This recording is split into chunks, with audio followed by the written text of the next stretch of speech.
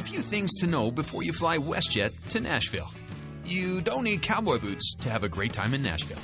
You don't need a cowboy hat either. You don't even need to be a country music fan. To have a great time in Nashville, you just need to go to Nashville. WestJet can certainly help with that, with great low WestJet fares nonstop from Calgary to Nashville. Visit WestJet.com or call your travel agent. Blog Talk Radio. Hello, everyone. Good morning. This is Lori Smith. This is One Child Abuse Survivor to Another Restoration. Glad to be here. It is Monday morning, May the 1st, 2017. And this is just a half-hour show we're doing. It's looking at just sort of a healing journey check sort of thing. I just like to do this show. It sort of helps keep me on track with my healing journey.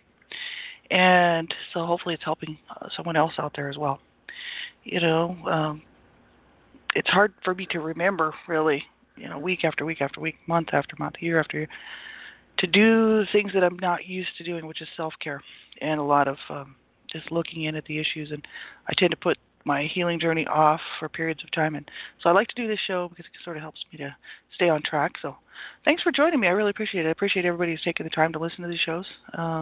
It's a lot of work keeping up with all the work that I do. And so I really appreciate you doing that, taking the time to spend to listen to what I have to say. And like I said, hopefully you're getting something out of it. If you're a survivor and you're listening to this, you have to make sure you're safe enough to listen. You have to make sure you're in a safe place, right? Safe enough. If you're not sure how to know if you're safe enough to listen, there's all kinds of information out there about that. You can get that on HAVOCA, HAVOCA, Help for Adult Victims of Child Abuse. They have a section on there about safety. And the ASCA, Adult Survivors of Child Abuse, they also have a huge section in their Survivor to Thriver workbook that you can download for free. And it's the first 60 pages or so are devoted to safety first, which is really important. You want to know, whether or not you're safe enough to listen, whether or not it's going to trigger you and cause you to go backward in your healing journey, which you don't want. Nobody wants that. And so if you're not sure and you don't know if you're safe enough to be listening, just turn this show off and don't listen to it or anything like it until you know for sure that you're safe enough to be listening. Anybody else, if you're listening, listen at your own discretion. I'm talking about child abuse and of all types. And, child abuse is a very sensitive subject, especially survivor issues. And so if you're not sure if this show is going to bother you, then, you make the right decision for yourself and turn the show off. So we'll get right into this. We're looking at morning reflection, really. This is just for, sort of how am I doing this morning? How are we doing on our healing journey? Any particular things that I need to work on? How am I feeling? I'm feeling pretty good. I had a good weekend. Busy weekend, actually. Just doing a lot of, reorganizing and sort of trying to get organized for the summer. And I did find my books, which is great. I found my John Bradshaw book, Healing the Shame That Binds You, and I found the other books that I was talking about.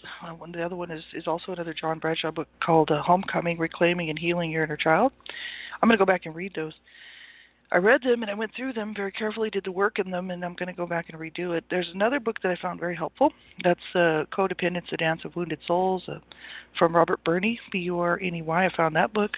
And then I found another book by James P. Craybill, Krehbiel, called Troubled Childhood, Triumphant Life, Healing from the Battle Scars of Youth. This was also another good book. So I found my books. I was really happy because they were packed away because we're getting ready to move. And I had to dig through my boxes. And I did find them, and I'm very happy because I'm going to go through and I'm going to reread them. And I'm going to redo the work in them because I think it'll be helpful. I gotta stay on track with this. And so I was glad about that. I have some books coming in the mail, actually, the Wounded Heart books and workbook from Allender out of the U.S. there. That's CSA, Child Sexual Abuse Healing, and I'm looking forward to getting those books and doing the work in that as well. So I'm kind of happy that I'm staying on track, redoing some things that I need to look at, so I don't get stuck, and just sort of stay in a stationary pattern in my healing journey. I want to keep moving forward. And so that's sort of where I'm at this morning. I feel good about that, and so that's good.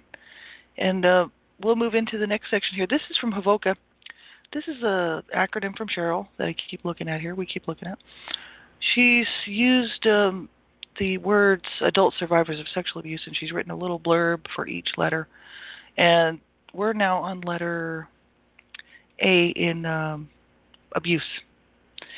And A, she says, always have goals and don't give up until you reach them.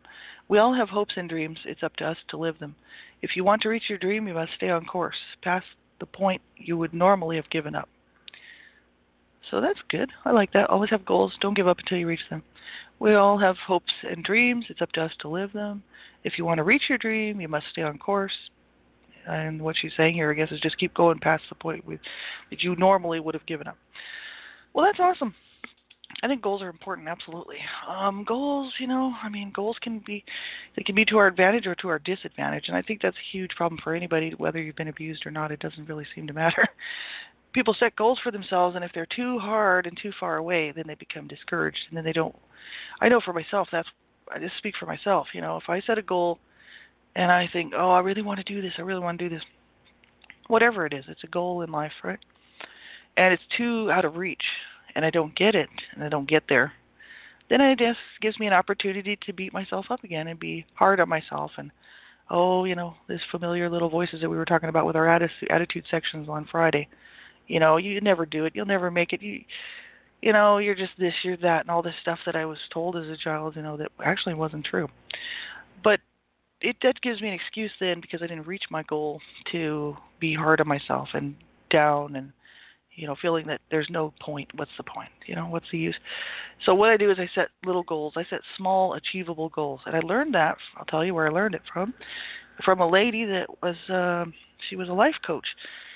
And I didn't even go to her. I just happened to run into her because she was like a job life coach. And I had an issue at a job I was working at. And I was going to quit the job. And I wasn't even going to go back into work the next day because it was just such a mess. And I had gotten in some trouble, which wasn't really all my fault. Half of it, I have to take half the responsibility. The other half was my manager. And my manager yelled at me like my mother used to yell at me. I mean, harsh. Really harsh. Made me leave the building and everything. And so this was a mistake that was actually her fault. But she was putting it on me. And I was just so down, and I was like, I can't go back to that job. There's no way. And I didn't have the proper training, and she knew that. She had me do something that I wasn't capable of doing, right? Which then broke my heart because it was a problem. So she screamed at me like my mother used to scream at me. And I was just that little wounded child again. This was years ago, right? But I was back into that, I was this wounded child, just this beaten, battered, verbally assaulted, physically assaulted, sexually assaulted little child, just squirming in my skin. Just going, why? What did I do? I was born, I guess that was the problem, right? I actually survived my C-section, right? I was very, very sick when I was born. So this job coach, she was so cool. She just talked to me for a couple of hours on the phone, and she was very, very cool. And she said, you can give up. You can give up and you can just quit if you want to. It's your prerogative. She said, or you can stay and you can stop running. You can stop running, because I had told her, I said, look, I was abused as a child horrifically. And I said, this woman is, just made me feel like that little child again. And I said, not that that's any of your problem or business, but I'm just telling you so you know what's up. And she was like, no, you can keep running if you want to. You'll be running for the rest of your life, or you can stay and face it. And, so she said she would call me back. So this life coach called me back after she had talked to my manager, and the manager was upset and crying because she felt so bad that she had hurt me. She didn't really, she reacted a bit badly. She said it was her fault in the first place. She shouldn't have had me do it. I wasn't trained to do the work, and she knew that. She took full responsibility, so I did go back to the job. And that lady my manager apologized right to my face and, was crying and everything. That was hard to do. But, this is almost just like goals. It's almost very similar. Don't give up until you reach them, because to me, if I set reachable goals, something that I know that's tangible, something that I know that I have the possibility of doing. So I set very small short-term goals.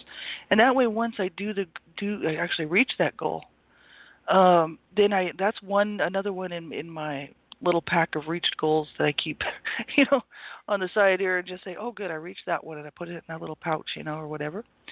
And that's a milestone. That's something to celebrate, right? Because if I set goals that are too hard and too far out of reach, and I don't reach them, it sets me up for a whole lot of problems, you know. And so I try not to do that. So what they're saying here is good. I mean, always have goals, don't give up. I would just say, like, for myself, like I just don't set huge goals that are out of reach, because I like to have hopes and dreams too, but I don't set dreams up that are out of reach either, because it's too much of a letdown. It's another situation of hurt, you know, and pain because I didn't reach it and I didn't get that, or I didn't achieve that, right? So I think it's important to be careful how we set goals, and I know I'm very careful about setting goals, and I really think about it before I set the goal of what I am capable of doing. I have to know my capabilities. I have to know what I'm capable of doing. And so I'm very aware of what I'm doing with my goal setting and my, you know, hopes and dreams. You know, and then she says, you know, you must stay on course past the point you would normally have given up. Well, I think setting those little small goals, you know, for ourselves. For instance, doing this Blog Talk Radio show is a goal for me to keep going on it, because I'd put it off for a long time and sort of stopped doing the shows and felt that I had done all that I needed to do and was, you know, fine with that and everything. And then I realized, no, I'm not done. You know, I need to keep going, and I got to stay on course. You know, and not give up on this stuff. You know, it's easy for me to walk away from things. I have no problem pushing people out of my life. I'm running. See, it's this running issue of running from being abused as a child, right? Running from authority, running from responsibility, running from anything, because that way I don't have to deal with it. You know, if anything goes wrong, then I don't have to worry about it. Same with relationships. You know, that way, you know, I just keep running from people, running from situations, running, right? And I think a lot of people are still running. And so I think it's like she says here, stay on course past the point you would normally have given up. And then, you know, if we reach that goal, you know, and achieve that short-term doable goal, then that's a milestone, and we start to learn that, hey, I can do this. Wow. And it gives you a good sense of satisfaction to know that you can do it. And so I think even just a goal of setting goals, like myself, I'm trying to work on sort of self-nurturing. And these are little goals that most people would think, like, whatever. You know what I mean? For me, it's a big deal to love myself. It's a big deal for me to wake up in the morning and love myself. And people say, well, does a person really need to love themselves that much? Well, I do, because I was so wounded as a child. I have all these mental, visual pictures and memories of me as a child and how really pathetic I really was. And, you know, it wasn't my fault. You know, it wasn't my fault. I mean, not only was my mother beating on me, my older sister would beat on me in the morning just because she couldn't stand me. You know, she was just like punching me and, you know, just being mean, pushing me out of bed. You know, just horrible stuff. I really was not treated well by anybody the whole time I was growing up in my home. So, you know, for me, self-nurturing is very, very important. You know, to help myself to realize that, no, I did not deserve any of that. And so self-nurturing for me is a goal right now, and it's a goal that I got to stay on course past the point that I normally would have given up. See, and so I'm gonna keep on going, and that's a short-term goal that I can start to see results from, and then keep going in it. But at least I'm doing the work to get it started. So this is kind of what I'm talking about, like little short goals.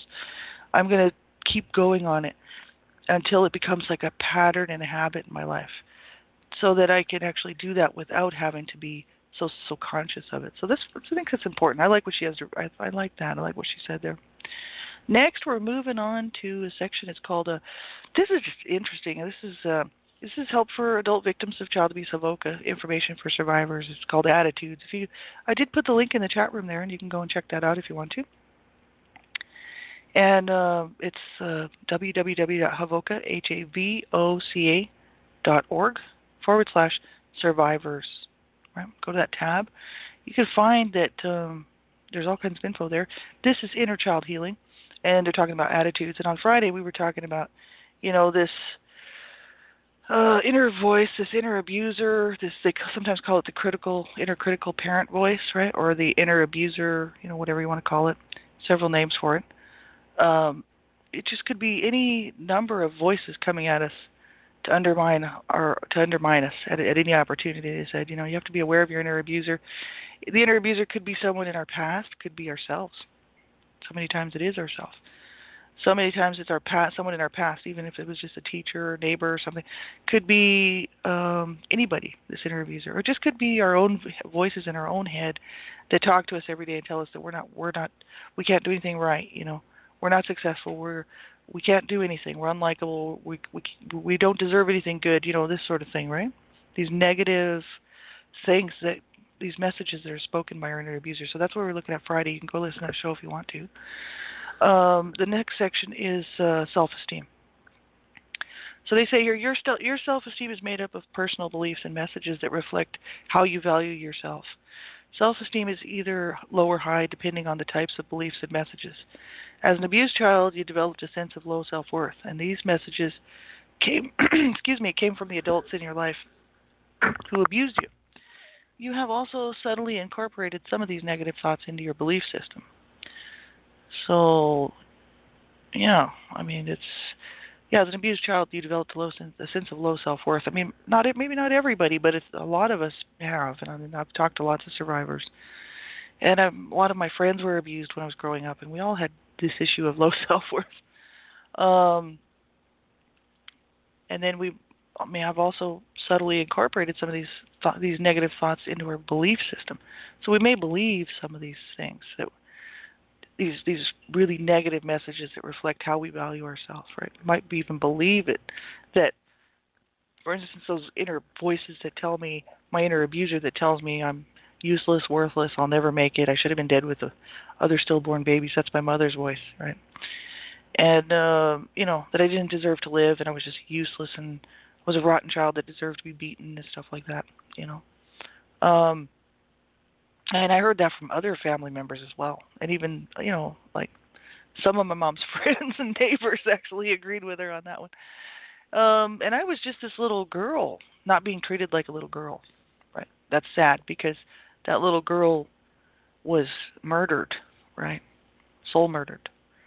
And now who am I, right?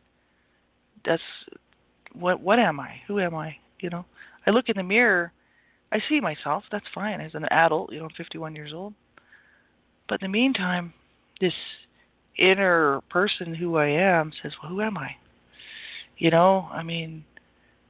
It's horrific what this stuff does. Absolutely horrific. We'll get into some more of that more heavy duty stuff at another time. But I do like what she's talking about here. Whoever wrote this article, it doesn't even say who wrote it. So, they said here, self-esteem is an important issue for everyone who's been abused as a child. Your attempts to stop the abuse most likely met with little or no success, which resulted in feelings of shame, impotence, helplessness, incompetence. Right? It's possible to carry these feelings with you into adult life, and often they resulted in individuals' low self-esteem. And so blaming yourself for the abuse is also very common. It is a manifestation of low self-esteem, they said. And we do this because we were either overtly told by our abuser that it was our fault, or we are led to believe that it was our fault by covert messages we received from others. Psychological abuse also attacks our self-esteem and forces it even lower. Name-calling, put-downs, insults all add to give us the overall impression of low self-worth. And so they said here, this is really good stuff. You should go. I hope you'll go to this website. Having internalized these messages, we often play them back in our heads over and over again. The result is reinforcing these negative feelings, which may result in depression or destructive behaviors that serve only to further lower our self-esteem. So putting yourself down are messages called negative self-talk. They play down your value as a human being and contribute to your feelings of depression, anger, frustration. These messages come from our past, but they're spoken in our own voice. So it might say, like, for instance, I'm fat, I look terrible, I've been losing my hair since I was 19, I started putting on weight when I turned 20, I'm never going to find a lover looking like this, I've always hated the way I look, my nose is bent, my ears are big, and I feel utterly unattractive. So this is what they're saying. And then what they're saying this is just an example. I know all of this came from my father. He used to make me stand naked in front of a mirror and then tear me apart verbally. I've been doing it ever since. So this is just an example of what someone could go through and why and how it really makes such a huge, very negative impact on a person's life, right? So they give an exercise here. They say, write down some of your own negative self-talk messages and be specific. Are they work-related? What about your intimate family? Do you run these messages with friends and family? It says, do you blame yourself for being abused? So this is really interesting stuff here. Absolutely. These things that shape us, like I've seen a lot of stuff out there that say that, oh, just get over it, there's no reason why a person who's been abused should hold on to any of that. But when you really get in and you do the real looking at the psychological and the damage done, it doesn't mean necessarily that we're psychologically ill. It means that the psychological abuse done to us has caused us to become whatever they've told us we are. We'll never make it. We're useless. We're worthless. I heard that the whole time I was growing up. Not just me, but all my siblings. But I'm just talking about myself here. And I mean, that I deserved to be beaten. Right? I was just bad. I was rotten. Called a bunch of names, horrible, horrible names, which I won't really go into on the air here. If you want to, details of the abuse that I suffered, I've got it on my Born in Hell website. That's where I talk about the truth and the reality of what I went through. But, it's just horrific. Name calling, put downs, insults, all add to the problem, like give us all this overall impression of low self-worth. So that's what I was talking about. I go in the mirror and I see myself today, 51 years old. I'm doing great. I've got a lovely, wonderful husband who I love dearly. And, he loves me. We love each other. It's mutual. Everything's mutual. We are totally half and half. And it's such a great relationship. So that's wonderful. What a blessing, right? I got a roof over my head. I've never really worried about having a lot of stuff because I grew up poor. I don't care about that sort of thing. I got a roof over my head. We got food in the cupboard, and I'm blessed, right? The issue is I look back and I see myself, that battered, wounded child that I was, because that is still what's inside of me. See, I'm a 51-year-old woman. I don't look much like that little child that I used to be. I'm just much more mature looking now. But I see that little one, and I see the woundedness, right? And it's just in my mind's eye. I can picture myself at that age, and that's still me, very much so. And I don't know if a person can really ever do, what do I do? So what I'm doing is I'm going back and I'm trying to help this little me that I was to help with the wounds, right? Very difficult. That's why I do the inner child healing work. But I would say be very, very careful with, if you're going to do that, to make sure you're safe enough to do that, because it's very, very important. You want to be in a safe enough place to do that work. But this is what I'm working on, right? Is to go back and try to help those little me's that were abused for so long, and to get through this stuff, but it takes time to do it. It's a lot of work. So we'll pick up with this on Friday. So I hope you'll go to this website, hovoka.org, and check that out. A positive reinforcement, I could say today, I express my feelings. Last Fridays was I feel good about myself. This morning is I express my feelings. Well, do I express my feelings? I'm learning to express my feelings. What I have to be careful about is not being too harsh and judgmental with my feelings, because I'm a very judgmental person. And that just comes from being the home that I grew up in, which was completely abusive. And some of that rubbed off on me, obviously. I have no problem just being harsh and judgmental on anyone. That's how I grew up, It's like, terrible, absolutely terrible. And I hate that about myself. I don't mind the fact that I'm judgmental and the fact that I believe that we need to stand up for truth. I'm actually really quite strong in certain areas, and it's like, we need to stand up and speak the truth, and I don't care. But that's because that's what I was doing as a child. I didn't care if I got beat or not, because they were going to beat me anyway. I was like, I'm just going to say it like it is. So this is why I can do this show, right? I can say it like it is, right? I got no problem with that. The issue is I express my feelings, but do I express the ones that I need to express to people that are really important in relationship stuff? And that's no. Because I don't like confrontation with people that I care about. See, if I don't care about somebody, I don't care about them, and I'll just tell them whatever I want to. But if it's somebody I care about, then I don't want them to then react in a bad way towards me expressing my feelings or my needs in a relationship. And I think that I might get in trouble. This is from being abused, right? That's that wounded child. They're not going to love me. They're going to reject me. So a lot of times I don't express my feelings, and I don't express my needs, and so therefore it messes the relationship up, and I end up cutting that person off, or leaving the relationship. So this is something I need to work on. That's definitely an area I need to work on. But these are just positive reinforcements. We can go, I express my feelings. I guess if we're doing it, that's fine, but if we're not, it shows us where we need to be, right? And if you're having trouble coping, we'll look at this. This is coping information. This is sort of coping mechanisms. How are we coping daily, right? If you can't cope and you're having a hard time, go to Irving Studio. Well, first of all, call a crisis line. But if it's not that serious and you just want to learn how to cope, go to irvingstudios.com. That's www.irvingstudios, IRVING, Child Abuse Survivor Monument. You can type that in, or Irving Studios, Child Abuse Survivor Monument. Go to his Survivors tab and check out what he's got to say on his boundary work. I really like his boundary work. We were looking at some of this, creating cognitive boundaries, right? So he says here, remember the best time to gain control of panic, anger, or fears early before it gets going. Consciously think about how you feel and what you need to say. You can visualize a barrier around negative emotions. We already went through some of this. This is really awesome. It says, trust your gut feeling and inner voice. Practice saying no assertively. These are cognitive boundaries that we can learn to set, right, for ourselves.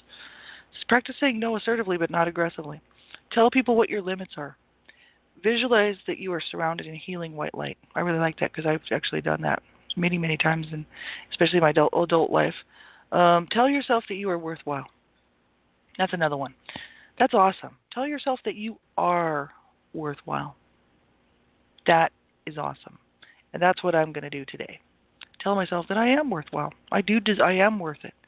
I'm not this unlovable, rotten, such and such and such that should have been born dead, right, and stillborn, that my mother told me. Or this evil demon seed that my dad called me, and then my siblings all just reinforced it. So, no, I'm not any of those things. I am worth it. Tell yourself that you're worthwhile. That's something I can do. Look in the mirror and tell yourself that you love yourself and approve of who you are. Right on. I love it. And I'm going to do that today, as soon as we're done here, because I have to get ready and stuff for the day. And I'll be getting ready and stuff, and I'm going to look in the mirror and I'm going to tell myself that I love myself and I approve of who I am. That's awesome. You can do that too. And then the last one they have for this creating cognitive boundaries, banish guilt. Guilt be gone. I was not guilty as a child of anything. It wasn't my fault that my parents abused me. It wasn't my fault that my parents chose to do what they did to me. It wasn't my fault that my brother sexually abused me. None of that was my fault. I don't have to carry the guilt, right? And so that's another reason why that Healing the Shame That Binds You from John Bradshaw is a really good book for people if you're struggling, and that's a good workbook. It's not cheap, I think it's around $20 or something. I don't know, you might be able to get it cheaper. But it's worth it because it has the actual work in it you can do. It's like a little workbook within the book, right? So you don't have to buy a separate book. You just buy the one book and you can do the work because he's got a little workbook within it, right? And so these are great. So yeah, this is I guess that's just about all the time we have left here today. So we'll pick up here Friday, and I've actually got a show scheduled for Wednesday night if you're interested in checking that out. And that's going to be the whole issue. That's what I've really, called this show in the first place. It's the whole issue, because the whole being the whole, WHOLE, the whole, like wholeness, healing, and the whole issue of child abuse. It's absolutely horrific, and the whole issue of the pain and trauma and trouble that adult survivors have trying to get through this. And so that show is just going to be specifically really based on for women. And I'm actually, I'm actually just now, just since the weekend, got hooked up with Tony Angelo. He's I guess he's really the founder, kind of, and also the president of Dreamcatchers Multimedia. And so this show is brought to you by CDAT Radio, produced by Tony Angelo. So this is exciting because I hope you'll go to his website, Dreamcatcher. You can see that on my page here. You can just grab that link if you can, or just type in your browser Dreamcatcher Multimedia, Tony Angelo, and you will see that. And CDAT Radio, that's a new radio show that they've got going, and so I just hooked up with him and networking with him, and that's great. This is awesome. So Wednesday night, that show, that's exactly what it's going to be about. It's for women abuse survivors, and we're just gonna cover the issues. It's an hour long, and I hope that you will join me for that one, and you'll be able to call in. So if you're having struggle, and like I say on all my shows, if you're struggling and you're having trouble, you call a crisis line. You know, you do whatever you have to do, but you get some help. And have a good day. Take good care of yourself this week, and we'll talk to you Friday. Bye-bye.